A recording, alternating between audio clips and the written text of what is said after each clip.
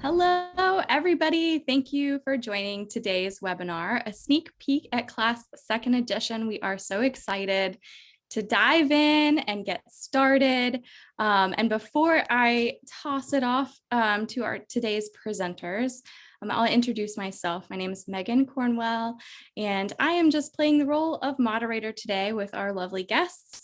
And I'm going to do a couple of quick housekeeping tips before we jump into all of the details of the presentation today. So I know everybody always wants to know, is this being recorded? Can I access this later? And the answer is yes, we are recording today's webinar. And we will do our best to email this out today or tomorrow as soon as we can, get the files converted and send it out your way. So you will receive a copy of the recording. You'll also receive a copy of the slides and a certificate of attendance. This presentation is 1 hour long. And should you have any questions, please submit them in our Q&A box. We have both a chat box, so feel free to chat with other attendees there. Let us know where you're joining from. And if you have any questions for our presenters, you can use that Q&A box that flags it for our moderating team so we know that you've got questions specific to the presentation today. So Q&A and the chat box, feel free, type away. I'd love to hear where everybody's joining from. And I am joined with my colleagues here, Grace Funk, our Senior Director of Strategic Initiatives, and Katie Twilley, our Director of Product Management. Welcome to both of you, Katie and Grace. So glad to have you here today. We're real happy to be here. Thank you, Megan. Yeah. So I also want to know a little bit more about who's joining us. We're going to launch a quick little poll, if you don't mind letting us know what kind of role you play. And I know lots of folks might be wearing multiple hats, so you may need to kind of choose what is your primary role that you play. I'm seeing lots of people responding already. Thank you so much. So if you are a teacher or you work in the classroom, that's the teacher, caregiver, instructional leader. Maybe you are a coach or a mentor for teachers. Site leaders might be like center directors, implementation leaders, or more of our policymaker, superintendents, that kind of role, or data collectors and observers, researchers. If none of these exactly fit what you are, feel free to use that chat and tell us more about your role. We love hearing who is joining us. Looks like we are primarily being joined by a lot of instructional leaders, site leaders, and observers today. We've got some classroom teachers and implementation leaders. So welcome everybody. And I'll share the results there too. And Grace, I'm gonna kick it over to you. You can jump right in with the agenda today. All right, thank you so much. This is fun to see how many of you are here. First of all, thank you for being here, and your roles that you play. And it seems like we've got the right folks in the digital room today. So I'm really excited. I hope you are too, for a sneak peek from everything we've been talking about with second edition, and actually getting to introduce you all to some of those tools, what they look like, and how they're going to show up very soon for you all to access. So our plan today is to revisit what we've been talking about, which is the concept of an evolution of the class, as opposed to a dramatic light switch on and off moment. It's about how do we commit to making improvement and change in an evolutionary way. So we'll talk about that, and then we'll really look at how we can compare the class as you've known it historically to class second edition, and where those shifts are. We'll have an opportunity to explore some of those updated tools, see what they look like, see how they're going to show up for you, and review some of the class supports that are in place for all of you as the field is making sense of second edition and determining what that means for you and your role. And then hopefully we have a lot of room for questions for you all, because we know that is often what people come here for. So we will have time at the end to make sure that there are that your questions can be addressed. All right, so let's talk about an evolution. Again, we know about this term. It's about the gradual development of something. It's not about immediacy. It is, and I see this also very linked to sort of concepts of continuous quality improvement, that the process of evolving is that we're learning and improving as we go, as opposed to just going from step A to step B. And that's really the process that we're thinking about as we approach some of these shifts to the class tool itself, as well as the supports around it that will really maximize what you in any of your roles and all of your roles and in the systems level can gain, and ultimately what children can gain from use of this tool in your programs. And so that's what we're committed to. We won't have in July, July 1, which is right around the corner, we won't have all shifts represented yet. You'll see the first series of shifts. And we are committed to a continued evolution to ensure that all of our products and services and supports meet you all in the field exactly where you need us to be. So that's our plan. So let's talk about it. So a lot of you, we've talked about second edition, and there's a lot of, okay, so what is this? Is this a new tool? Is this something totally different? And as we've gone over in a couple of our previous webinars, this is not a different tool. Class is class, and class will always be class, but class second edition involves some enhancements. It involves some additional components that really add to the richness and to the impact, ideally, and accessibility of the tool. So in previous webinars, we've talked about our motivating factors of increasing equitable use of the class, increasing access to the class and ease of use, and also ensuring that when we measure, we're measuring for purpose. We're measuring because it will make a difference for kids ultimately and educators. So what you'll see here is that class second edition is still all of class first edition plus some enhancements. So as you can see around class first edition, here's some of the components that are enhanced when you move to second edition.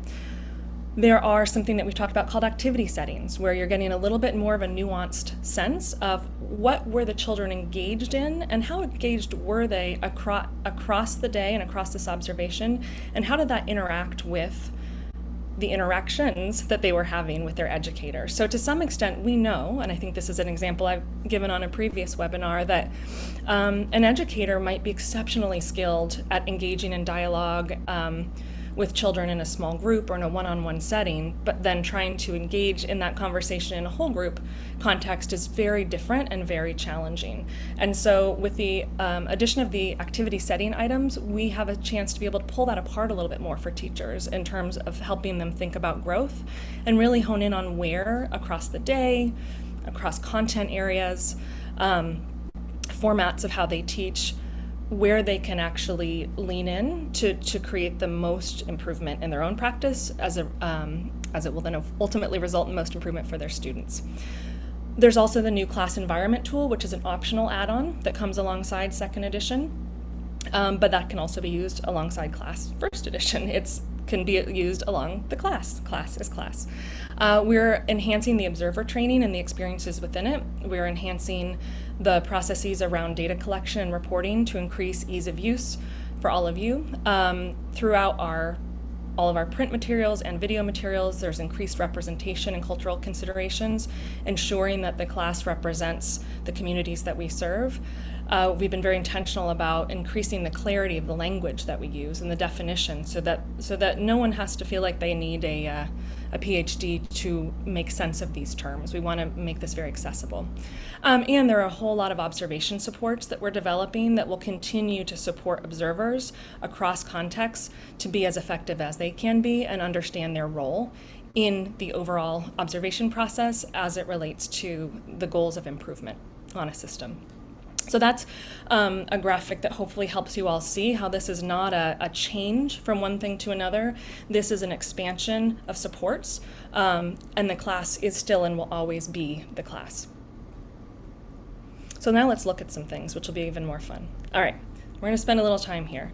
So I know this is not huge, or maybe you have huge screens. I hope you do. So we can talk this through a little bit.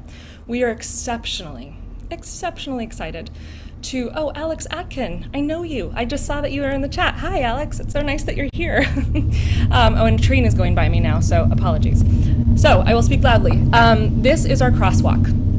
We will be able to get this out to the field very soon. And what this does, as you can see hopefully here as you take a look, is actually is in an at-a-glance format, managing to help folks see where the distinctions lie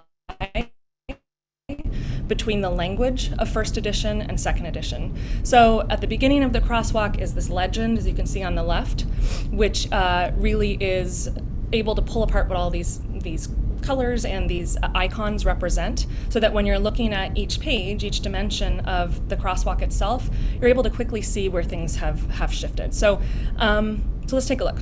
So on classroom organization as our domain, productivity as our dimension, we can see a number of interesting things going on here. We see some green text. We see some arrows. We see some blue text. We see some plus marks. And so each of those have a slightly different meaning as it relates to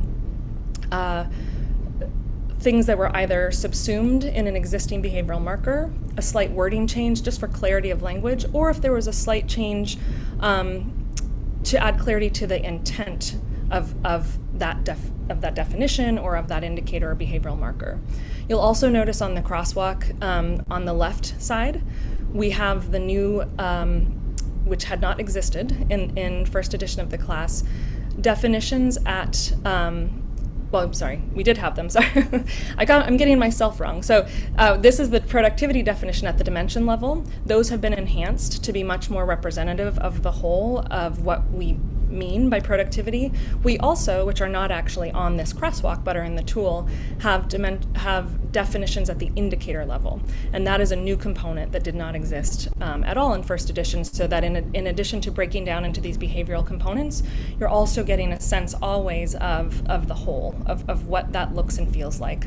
And then there's also on the left just an overview, a narrative overview of when you look across productivity overall, what changed about it in second edition and why. What were the motivations? What were the reasons? And so for each of these dimensions, and I know you can't see much yet, you'll be able to get in here, and this will be able to be an exceptionally helpful tool for folks to use as they're wrapping their minds around the shifts. You can see some things, for example, maximizing learning time. Maximizing learning time has always been the first indicator of productivity. We have changed the name of that to opportunities for learning. And partly, as those of you who know the tool well understand, that productivity isn't necessarily about children learning, but it's that they have opportunities to do so. So it's not necessarily that because we're going to capture that what they learn and how they learn in other places. And so some of these shifts are just to make more clear the intent and reduce confusion that has existed in the past around some key terms. Provision of activities versus activities available, a slight shift for clarity. So if you, again, I know it's hard to see, but are able to look through, you can see, all right, these are some shifts that by and large, what they're here to do is make this tool far easier to use for far more people and have it make more sense.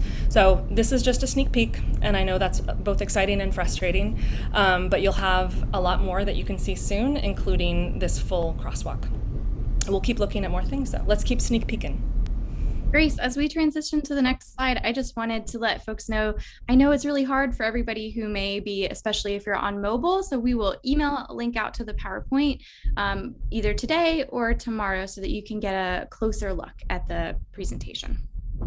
Yes, and I think for various things, because we are doing truly a sneak peek today and showing you all some aspects, you're going to want some time with that later to be able to dig in and look, and we understand that will be harder to do right now. So thanks for that, Megan, for sure.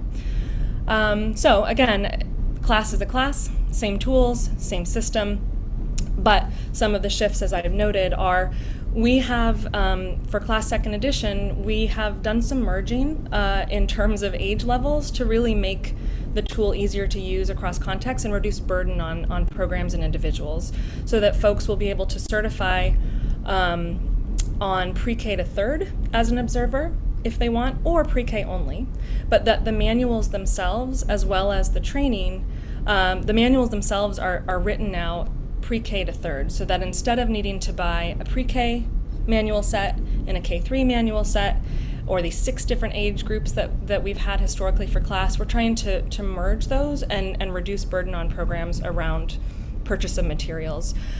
Similarly, the class observation training is being enhanced, and it is being enhanced in a lot of ways, but is also going to have an option that merges the pre-K to third, as well as an option for folks who just want to focus in on a pre-K training still because they don't have any interest or plans to be in any K through third classrooms. And then, as I mentioned at the top, there's a new optional measure called class environment that helps also, and this is not about the activity setting so much as how does the physical space, the environment, how it's set up and used, enhance or detract from the quality of the interactions in that space. And so this is a tool that is to be used only alongside the class. It's not a standalone measure of the physical environment, but it is looking at, again, to what extent is the environment that you have and the way that it's set up and being used helping to maximize for kids what they're able to get out of these interactions, or maybe it's detracting and getting in the way. We all know that, when you have a classroom where you can't see children, there are blind spots in the room. It makes it really hard to be an effective manager of their behavior, right? It makes it really hard to check in with them and be sensitive to their needs. And so simple things that help us open our eyes to how a little shift in the physical environment can open up more room for sensitive interactions, for example, is what we're trying to do with that tool. I know there are probably a lot of questions, and boy, are we excited to answer them all. But let's keep moving for now. Okay. This is a very exciting moment for me. I've been spending a lot of my life on these two resources right here, so I'm very excited to share them with you all. So as we had mentioned in previous webinars, for second edition, we have pulled apart the manual into two components. So the first, the reference manual, you can see the image of the cover on the left. The other is called the observation field guide, and you can see the image for that on the right. The reference manual, so basically together these do what the manual in the past did, but they both do their job now far better. So the reference manual provides the foundational information on the development and use of the class. It helps give context for how to use class and continuous quality improvement efforts at system levels, more complex questions around analysis and use of data, observation protocols, whereas the field guide is it contains the actual class framework, so it contains those face pages that you all are used to, and descriptions of the interactions that the class measures. So that is really what folks will need if you're going to walk into a classroom and perform an observation in your hand to conduct an observation. So that field guide that comes with you into the field, the reference manual is critical for understanding the concepts and the tool, but we've pulled those two things apart for ease of use and been very intentional about the design of both for ease of use as well. And so we'll jump in a little bit to what's inside of them right now. So similar to the last slide with the crosswalk, I know you will not be able to see this very well, so rest assured we'll be able to share it. But on the left, this is a sample page from the reference manual. This table, 4.1 here, says variations for observing based on purpose. So for example, this table is basically saying, hey, why are you using class? At your program level, at your classroom level, at your system level, and depending on that purpose, depending on your why, how might we recommend you go about creating an observation protocol? So there's a lot more support for systems around the overall system of using class for improvement, as opposed to just how to take the tool into a singular classroom and assign codes. So that's on the left, that's the a sample from the reference manual. On the right, this is our new and improved face pages. So you can see the face page for what is now called Regard for Child Perspectives, as opposed to student perspectives. You can see the definition, though you can't read it, I'm sure, at the top, that's been expanded. You also see our new class logo, upper right, for those of you with eagle eyes. And you can see, not very well, but that we also have within the face page, at the indicator level, those definitions rather, at the indicator level are pulled out to give you a more holistic view even at that indicator level. And then as always, we have behavioral markers and some understanding of how that might look at a high level in the low, mid, and high range. So that's a sneak peek of some of the interior of both of those resources. All right, so our observer training. So I imagine this was true for most of you, and it sure was for me, is that for many, our first introduction to this tool, to this world, to all of this is through the observation training. So When I'm an observer, I need to be able to go out and do this. And historically, that training has been, understandably, hyper focused on how do I as an individual go into a space and assign codes reliably. That is still the goal. That will always be the goal. That's really important. But there's more that's been infused in our observation training in order to help develop a more robust understanding of the tool, what it's intended to do beyond simply measure, but why? Why measure? What's the purpose? And the role of an observer and how critical that is in this broader system of improvement for educators and for children. We're much more actively promoting equitable use of the tool by helping observers recognize their own biases and take active strategies to try to reduce those, knowing that we'll never, any of us, be fully without bias. It's not possible, but we can certainly heighten our awareness and be intentional about bias reduction strategies, especially in a situation where you're going in as an observer to actually observe another individual, and it's pretty critical that you are doing so with an objective lens.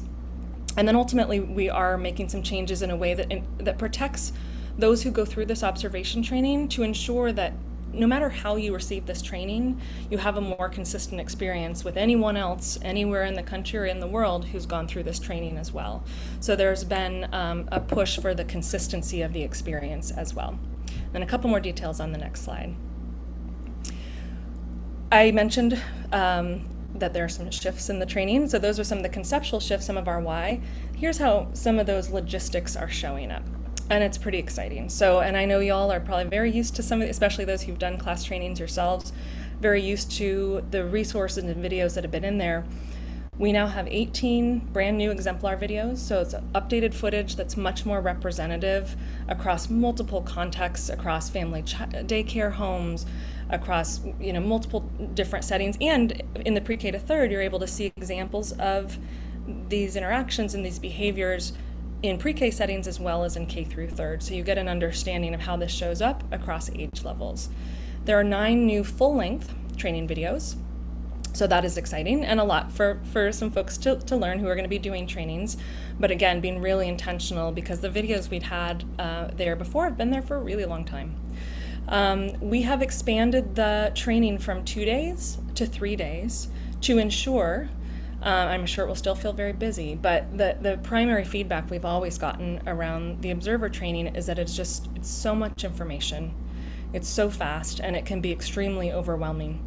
And so the goal of expanding to a third day is partially so that we can create and provide more of this robust understanding, but it's also to give everyone more time to practice, more time to engage with this tool, more time to understand, again, their role as an observer. Again, we have the 2 age options. You could register for pre-K to third or for pre-K only. I will pause and in my own little parentheses here tell you all that, as you've noticed, I'm not talking about infant toddler right now. As of July 1, infant and toddler are still as they were. So as we go back to the concept of evolution, similar evolutions are in progress around the remainder of the tool, but we've started, and this July 1 launch for second edition has started at the pre-K to third level. There are 2 delivery options. This could be delivered in a facilitated experience in person or through an asynchronous opportunity. So there's a lot of flexibility in how it can be delivered with the same level of quality either way. But there's a single certification test at the end that looks just like it always has, quite frankly, because again, class is class. So at the end of this, the goal still for an observer right now to demonstrate their effectiveness and their readiness to be in the field is that they can, and especially across these new videos, demonstrate that they understand the tool and they can use it with reliability. So the certification test will operate in that same way, and you'll have the option to take that as a pre-K to third test, which will include examples of certification videos across pre-K and K through third classrooms, or a pre-K only certification test if that's going to be the only area of focus for observations. So those are some of the new enhancements by the numbers that we're really excited for folks to be able to start experiencing in observation trainings come July. This one I know is even the most busy to look at, so thankfully I get to hand it to my lovely colleague Katie to discuss it with you all. So this is our score sheet. We're so excited, and I'm going to pass to Katie to talk you through this and how this aligns with the other enhancements. Yes, so we have also, as Grace mentioned, been working on enhancing our score sheets. So I hope many of you have heard about the NICE process. T-Stone has been talking about the NICE coding process, I would say, for the past couple of years. However, it's been a flyer, it's been in blog posts, and with class second edition, we are really working to embed the NICE coding process into our observation training, into our manual, and into the score sheet. Now, why do we want to embed the NICE coding process? Well, the NICE coding process is how you code.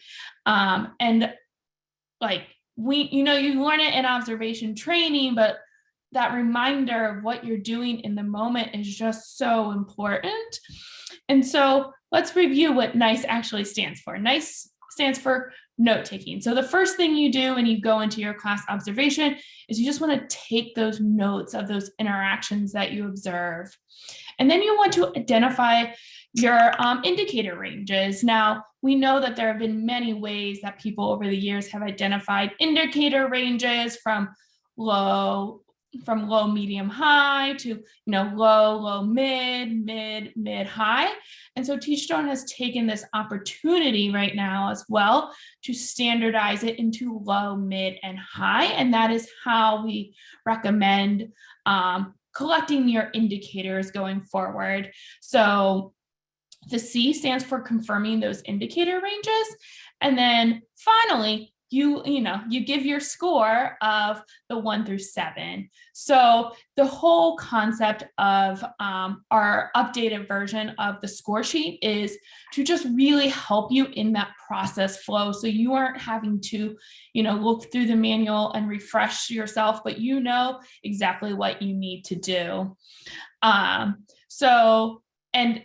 I know it's hard to tell on the screen, but this layout has also really actually enabled us to give you a lot of note-taking space on that first page. If you are familiar off the top of your head with our current score sheets, we take a large section from the top, and that's where you have your activities and your content items and your teacher name and all of that. And that just actually ends up taking quite a bit of note-taking space.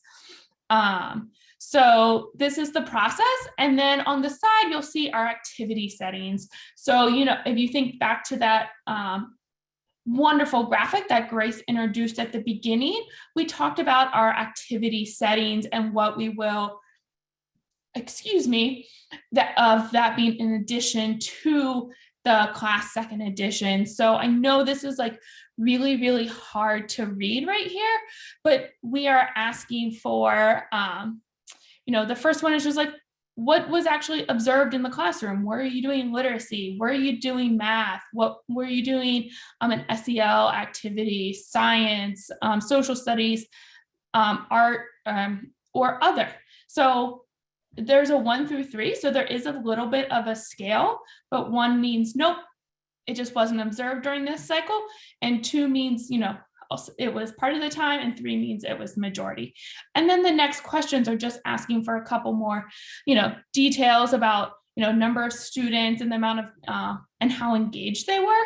And then finally, it was super important for them to understand math and literacy, but where were they doing it? Was it during whole group? Was it one-on-one time? Or was it math and center? And this is really to just help drive that context around what was going on in that classroom. It should, the goal of this section is that it's quite easy and minimal to fill out. It's not like super rigorous where, oh my gosh, I think there might have been 30 seconds of this. That's okay. The idea here is to really just get an understanding of what was happening in that 20 minutes during that cycle to complement those class scores. And then finally, another thing that you might notice seems missing from this score sheet is like the teacher name and what center. We have actually pulled out all of the common information like the date, the teacher name, the center, age level, and put that onto the front of the score sheet and in the front of your packet. That way, You don't have to repeat it numerous times, and we can really utilize the most of this space. So that is our new score sheet.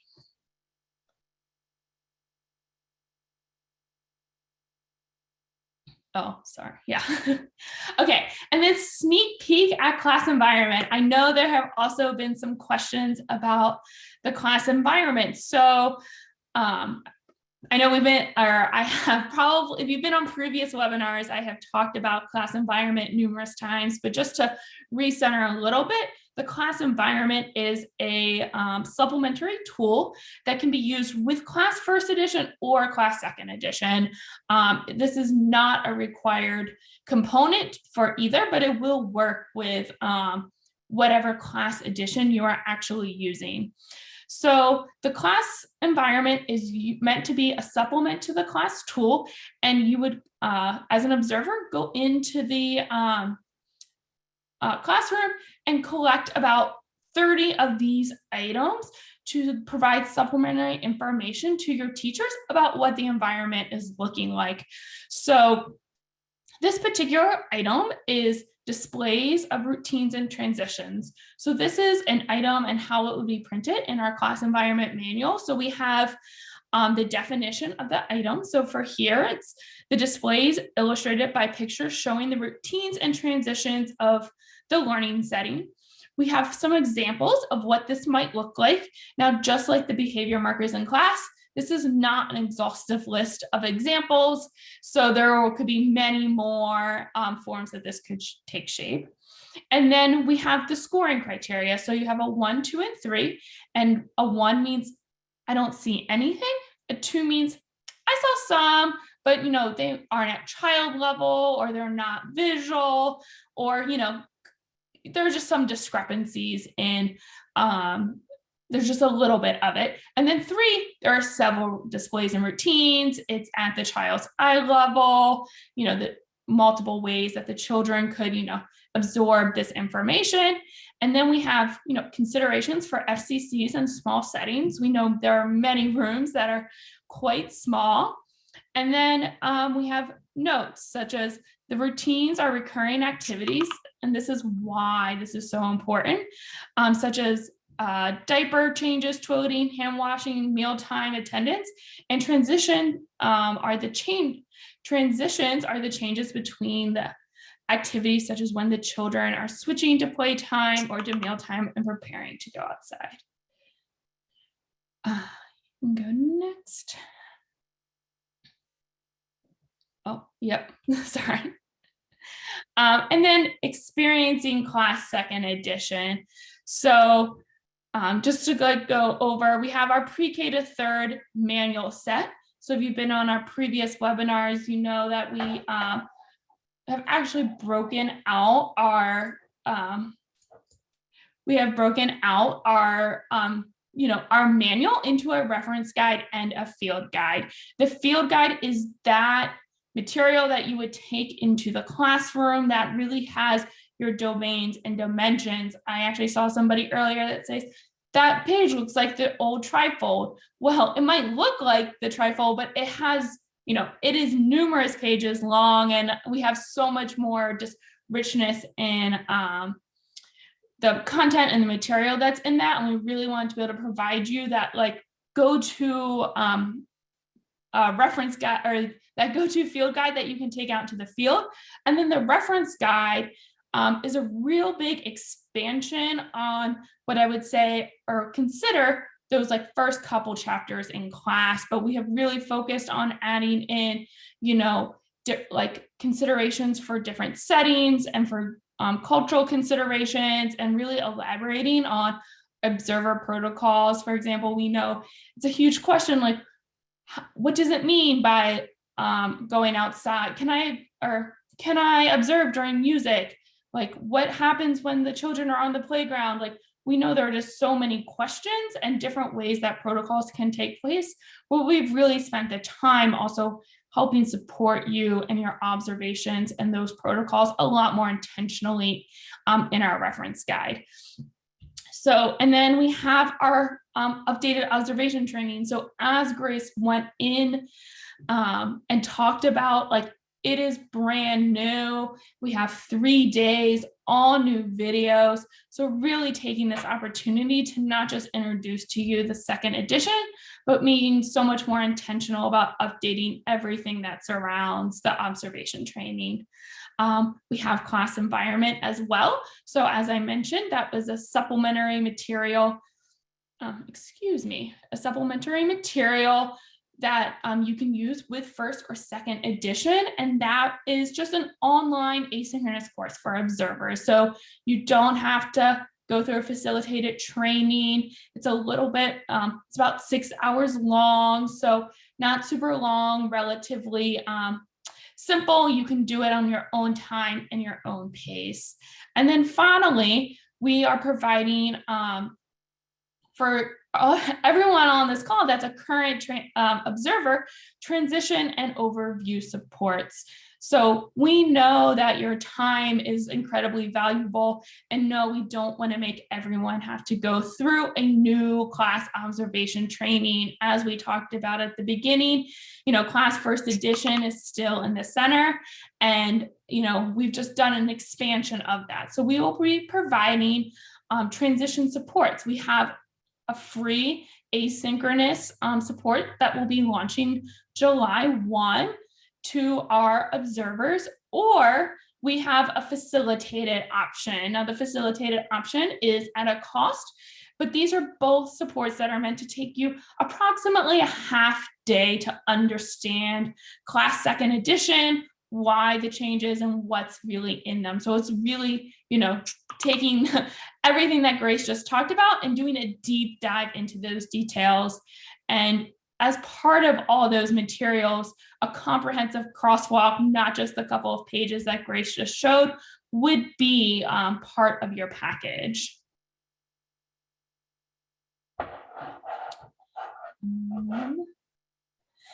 And then, just, backing it up a little bit, at Teachstone, our mission is to help every child reach their full potential by measuring and improving the interactions that matter most. This is what has driven class second edition for Teachstone, and this is why we want to launch this improvement to the field.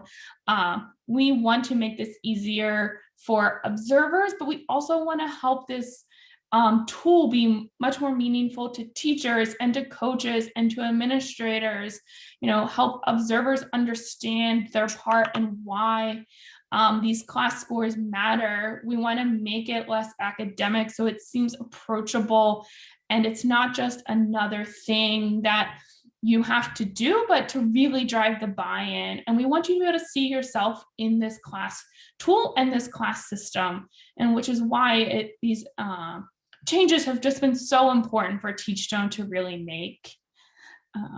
And with that, I think we can go to questions. I know a lot have been coming into the chat, and Emily has been doing a wonderful job answering a lot of them, but we'll spend the last 20 minutes or so helping answer questions. So Emily? Emily's done a great job compiling them. I don't mind asking them. Thank you. I'm sorry. Yeah, no problem. Thank you all for your questions. And if you have any additional questions for Katie or Grace, don't forget to use that Q&A. That's where Emily is answering so many of the questions. If they came through the chat and we haven't responded to you yet, you might want to resubmit through the Q&A. The chat has just been blowing up. So yeah, feel free to submit through the Q&A. So I'm going to ask a couple of the ones that we've compiled here. Katie or Grace, feel free to take this. Will people, and I think Katie, you may have said this briefly, but just to reiterate, will people who are already certified in class first edition have to get retrained on this new class second edition tool? So that you will not have to be, go through a new observation training, but you will need to go through our transition supports. Now, this is, as Grace, I think, mentioned at the beginning, this is a journey and an evolution of transition. So you do not need to go through it, right away. These support resources will be available over the course of the next 18 to 24 months to support you in your transition. So as the field and your organization decides to move to class second edition, we will have these supports available to you. However, our certification will work for class first and second edition. So do not fear, you'll be reliable either way. And then when you are ready to move to class second edition, we have those supports for you. Thank you, Katie. I just saw a question about whether this webinar gets a certificate. And yes, we will email the certificate to all attendees when we share out the link to the slides, as well as the recording, hopefully today or possibly tomorrow. So be on the lookout for that. And we'll also put it up on the website as well. Okay, so another question, switching gears a little bit. Can you use the class environment in place of ECHRS? That's the environmental rating scale. Yes. So ultimately, it's going to be up to your organization as to what you want to do and how you want to collect the environmental data. The class environment focuses on the elements of the learning environment that best support effective interactions and children's learning and development. It is designed to specifically complement the class, allowing for easier collection of the environmental data without the additional cost or burden of multiple tools or sending out multiple observers to the classroom. So in that way, yes, like our goal is to help you support collecting class environmental data during that observation, not having to conduct 2 observations. It's specifically designed though to support that continuously quality improvement, and the information collected by class environment provides specific actionable information to educators to enhance their interactions rather than focusing on that correct material engagement. It was not designed as a comprehensive measure of all elements of the environment though, and it does not include measures of the environment such as the health and safety that are typically assessed with parts of licensing and that ECHRS also has. I'm not sure if the crosswalk is out there, but we do have a crosswalk for the class environment and ECHRS that we are publishing to the field. So you can like really do your own comprehensive understanding to make that decision for your organization. Yeah, we can try to find that link and include that in our follow-up email as well. And if maybe Emily can put it in the chat. Thank you for that. I'm going to ask this other question. Thank you, Stephanie, for this.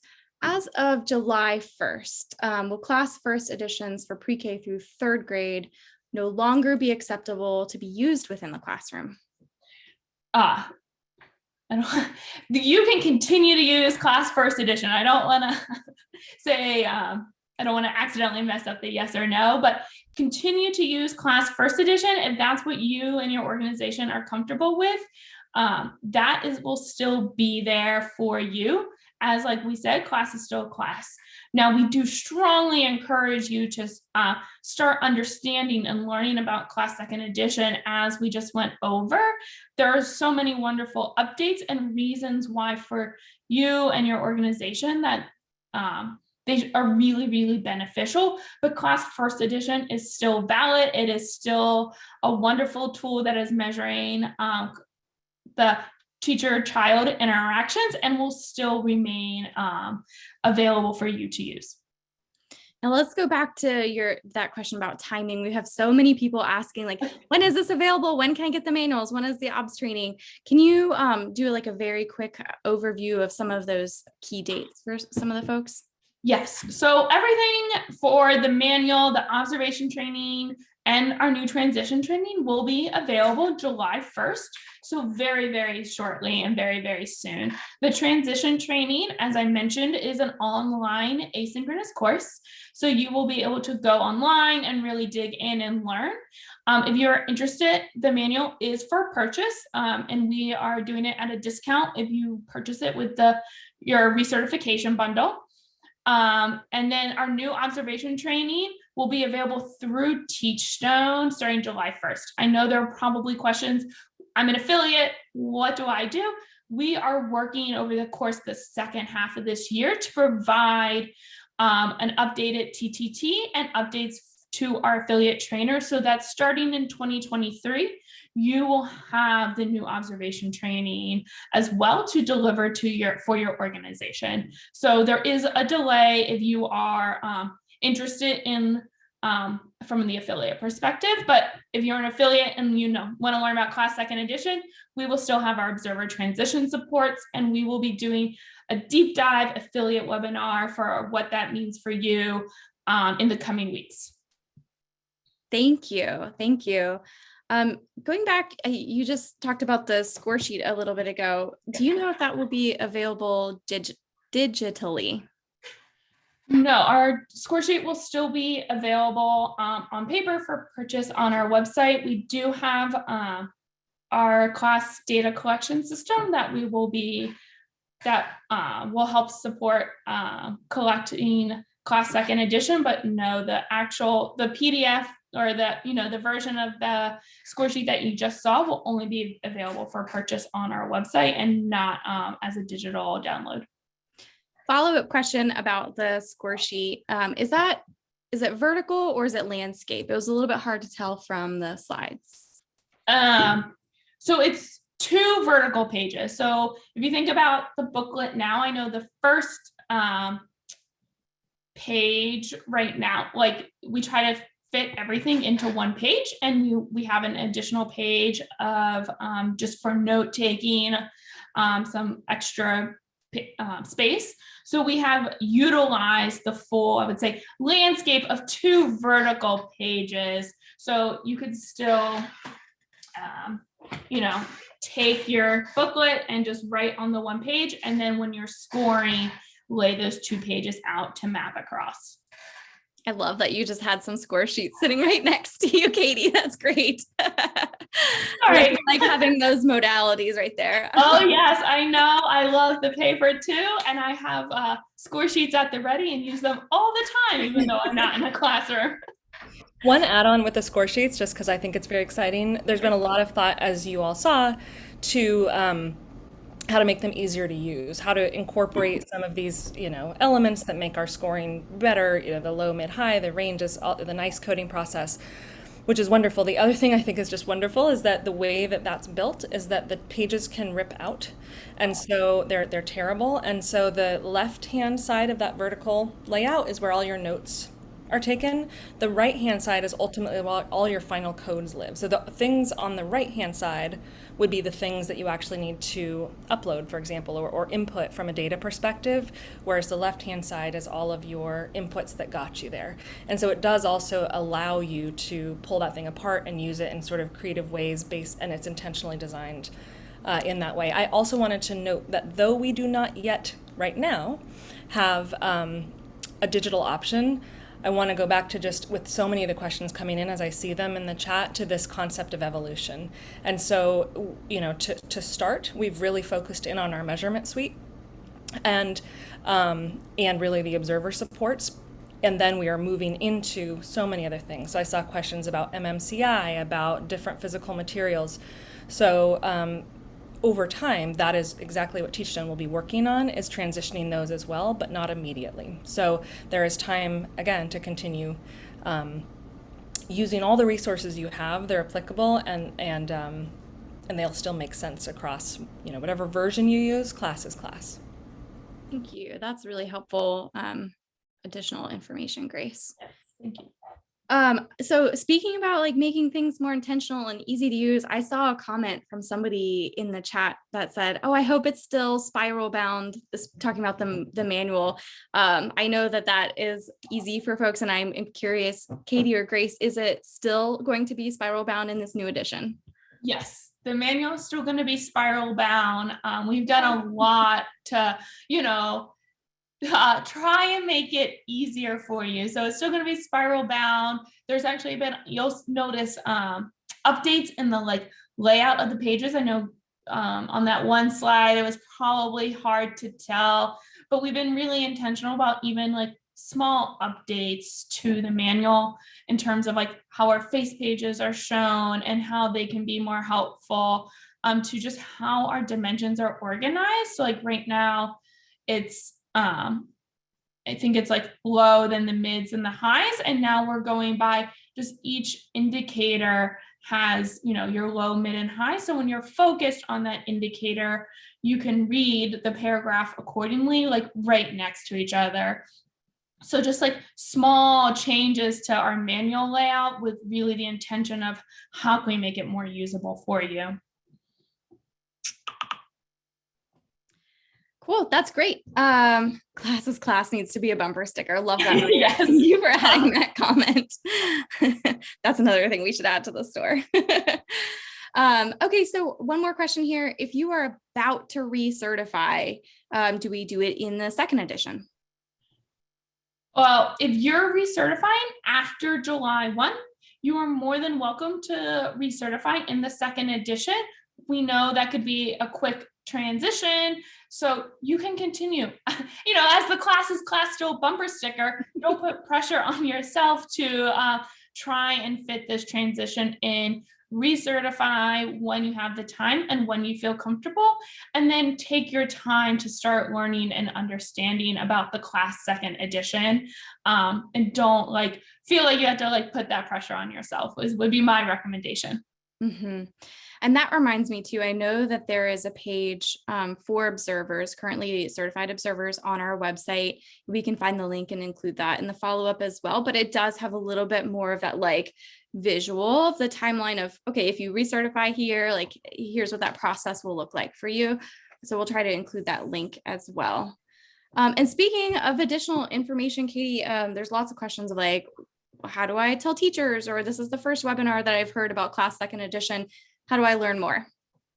So if this is your first webinar about class second edition, I would recommend going to our website. We have some older webinars where we probably started a little bit more high level with our why and all of that information. So our website has a wealth of information about class second edition, older webinars, pathways for you. And so that can really just be your resource for you. Now, if you're a teacher, specifically, we will be doing more webinars specifically focused for teachers, especially as we get closer to the school year actually starting back up. I know right now you're either probably wrapping up the 2021-2022 school year, or you're just done.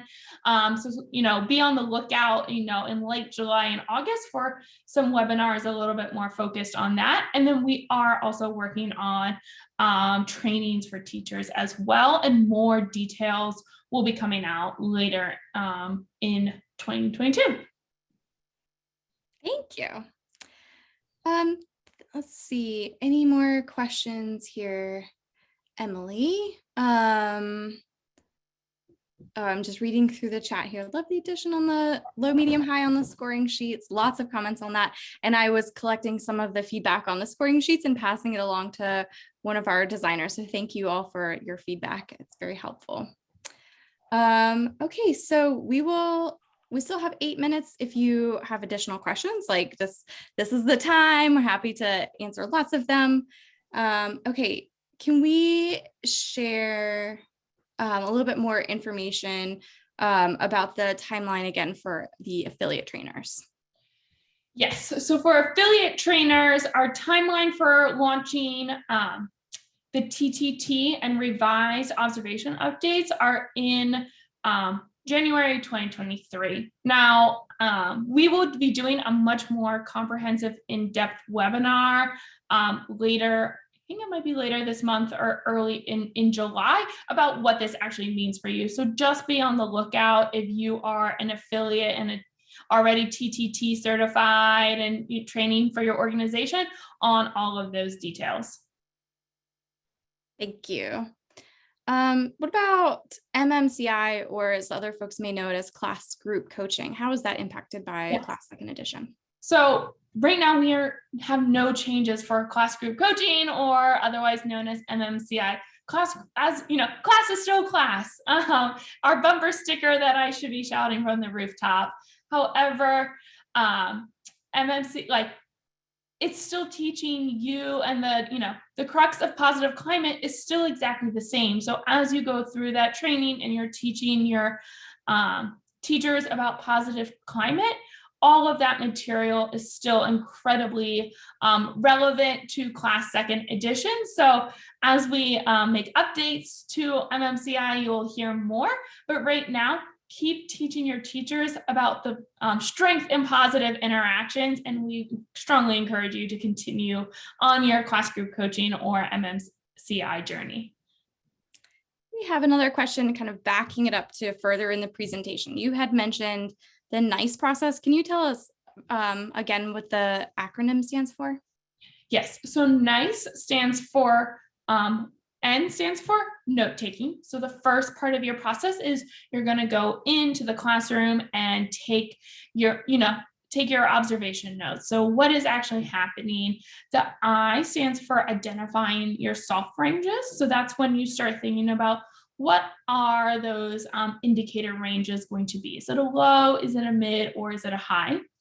The C stands for confirm ranges. So that's when you're like, okay, it's going to definitely be a low, or it's definitely going to be a high. Do not want to assume. And then the E stands for evaluate. So that's when you, okay, now that I have my indicator ranges for low, mid, high, I now understand that the positive climate was a 6 in this classroom. So that's what we will be doing. So that's what the next process is. Thanks, Katie. You're welcome. I see lots of folks adding their email address. If you are on this, you've probably registered. So whatever email address you use to register for the recording or for the webinar is the one that we will send the link to the recording and all of this additional information to. So no need to share it in the chat. Again, we've got it and we'll be sure to send it your way. Another question, how does class second edition impact Head Start programs? So class second edition, we are closely working with a partnership of the Office of Head Start, and we are committed to continuing to serve all Head Start programs. We're working closely with OHS to review the impacts and explore their options to create that impactful and meaningful path forward.